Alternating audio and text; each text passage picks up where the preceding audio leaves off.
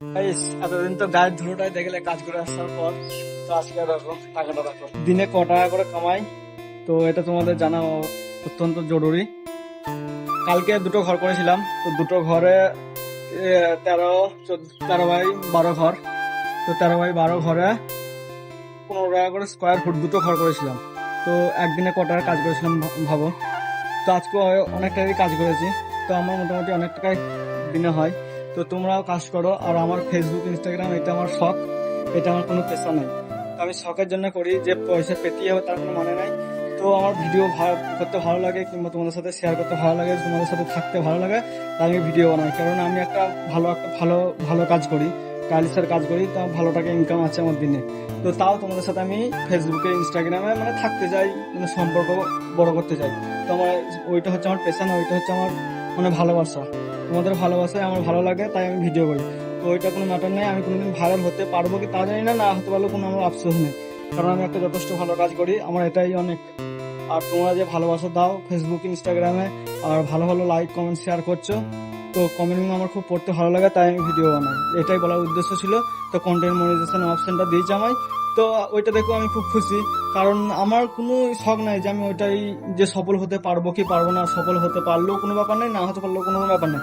কারণ আমি বারবার বলছি যে আমি একটা ভালো পোস্টে কাজ করি। তো দেখো পয়সাটা পড়ে গেল, দেখো আজকে পার্টি পয়সা দিয়েছে, তো অনেক টাকা আছে, হেল্পার করে দিয়েছে। তো দেখি বুঝতে হচ্ছে যে ক টাকা আছে। তো ক টাকা আছে বলবো না, কারণ হিসাব করে নেবে। 15 টাকা স্কোয়ার ফুট দুটো ঘর করেছিলাম কালকে, আর 13-14 ঘর। তো ভেবে নাও, একবার ক্যালকুলেটরটা মেরে নাও, তো বুঝে যাবে যে আমি ক টাকার দিনে ইনকাম করি। তো সব দিন সমান হয় না, কিছু কিছু দিন কম হয়, বেশিরভাগ দিনই আমি অ্যাডজাস্ট সমান করার চেষ্টা করি। কারণ দুটো করে হেল্পার নিয়ে যাই, তাদের মজুরি আমার কন্ট্রাক্টের মজুরি, তারপরে এত যে খাচ্ছি, এত পরিশ্রম করছি, তো ওইটার মজুরি, যাওয়া আসা, তেল খরচা, ফেল খরচা সবই তো আমাকে তুলতে হবে। তো যদি আমি গিয়ে কাজে ফাঁকি মারি তো হবে না ভাই, কাজে ফাঁকি মারলে চলবে না। কারণ কষ্ট কষ্টের ফল একদিন পাবো, তো কষ্ট করি বলে ফলটা পাই। তো তোমরাও কষ্ট করতে থাকো, আশা করি তোমরা ভালোভাবে জীবনযাপন করতে পারবে, মা বাবার মুখে হাসি রাখতে পারবে। কারণ এটাই সবারই মুখে হাসি ফোটায়, এটাই সবারই মুখে কান্না আনায়। তো এটার জন্যই সব মানুষ এত পেটের দায়ে খাটায়, এটার জন্য। তো এটা না থাকলে কারোর কাছে দাম পাওয়া হয়, ছোট বড় কেউই দাম দেবে না। তো এটা যদি না থাকে, তো ছোট বড় কেন, সবাই একটা মরতে যাওয়া মানুষও তোমাকে দাম দেবে। তো এইটা আগে জরুরি।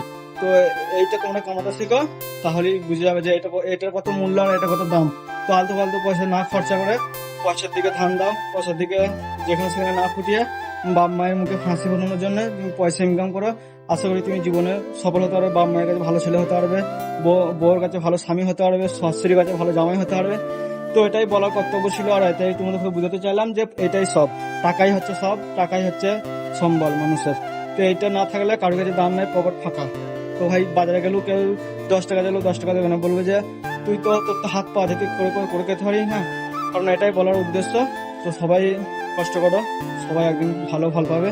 আর মেন ব্যাপার হচ্ছে মাথার বুদ্ধি। এই যে যার বুদ্ধি থাকবে সে টাকা ইনকাম বেশি করতে পারবে। কারণ একটা জিনিস, এখন সব সোনার লাইনে যাচ্ছে, এই লাইনে যাচ্ছে, এখন ভাই সোনার কাজে কোনো কাজে লাভ নাই। তো গ্রামে থেকে একটা ভালো পোস্টের কাজ করো, আশা করি সফল হতে পারবে। ভালো পোস্টের দিনরাত মেহনত করো। তো আজকে আমি তাড়াতাড়ি চলে এসেছিলাম, কারণ একটু সমস্যার জন্য চলে এসেছিলাম। তো হিন্দু বাড়ি কাজে গেছিলাম, মাংস দিয়েছিল বলে আমরা খাইনি, তো সেই কারণে আজকে সকাল ফেলে চলে এলাম। সেই লেগে তোমাদের পরে একটু ভিডিওটা আমি তোমাদের সাথে শেয়ার করলাম। তো আশা করি সবাই ভিডিওটা দেখেছো, ভালো লেগেছে। আর ভালো লাগলে লাইক এবং শেয়ার করবে। আর আশা করি তোমাদের এটা বলার উদ্দেশ্য ছিল। তো সবাই ভালো থেকে সুস্থ থেকো, টাটা বাই বাই।